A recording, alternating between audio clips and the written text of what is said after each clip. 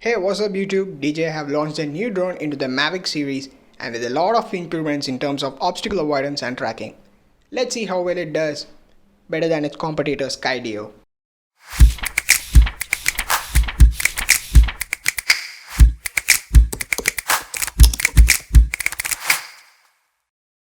Okay, now let's see what it's got into it. Starting from the camera, it has a half-inch CMOS sensor with 48 megapixel. And for the people who wonder it's also known as an active pixel sensor. It's an image sensor where each pixel sensor unit has a photodetector and one or more active transistor in a complementary metal oxide semiconductor called CMOS. Okay, keeping that aside, this drone is equipped with a couple of ultrasonic sensors in front, back to not to get crash.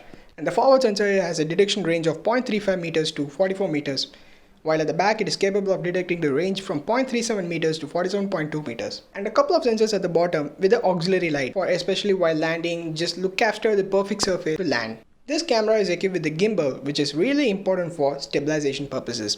And I'm in love with this design not only for this Mavic product, like all the consumer drones for DJI, as they could wind up easily into a small one by folding up their arms. And that's really a good design from DJI, as they need to be appreciated in terms of portability. And now let's see how we can fly this thing. This can be flied with the help of a remote controller which comes with the drone, and this remote controller transmission system is named as OcuSync 2.0.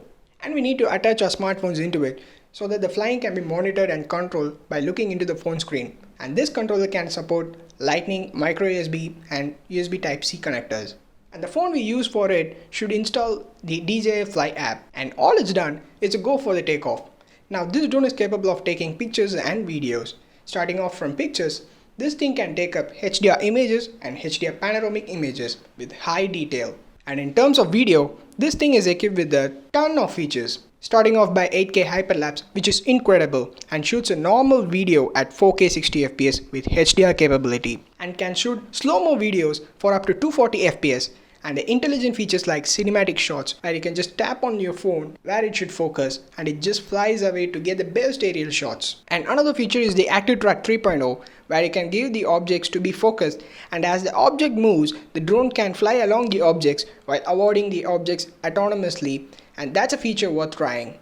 And PIU 3.0 is a subtle feature where it gives a droney effect, circles around the objects, helix shots, rocket shots, boomerang shot, and an asteroid shot. These shots can be done easily for the people who are entering into the drone flying, where they can just tap a few options and can nail the aerial shots very easily like a pro.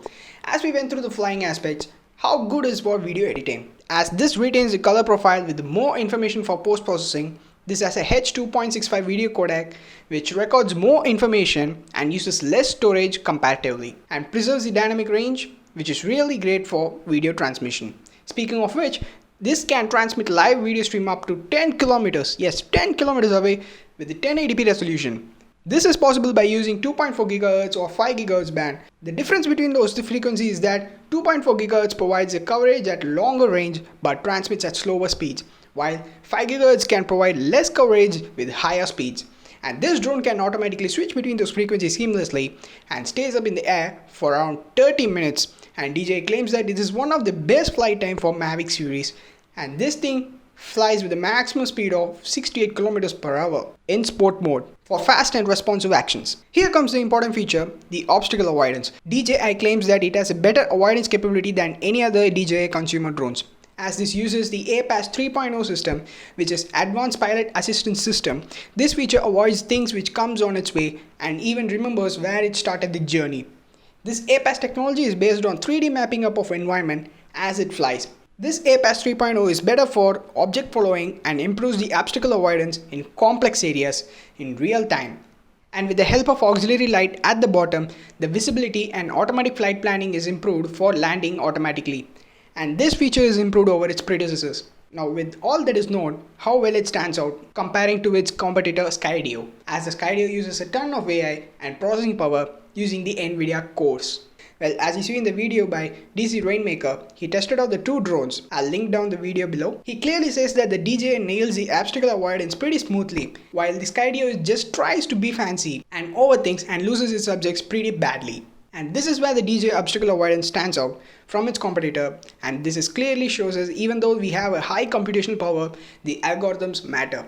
And in this case, DJI algorithm is way better than the Skydio algorithms. And I'm not saying that the Skydio has worst algorithm, but they're trying hard for the startup and doing a really great job.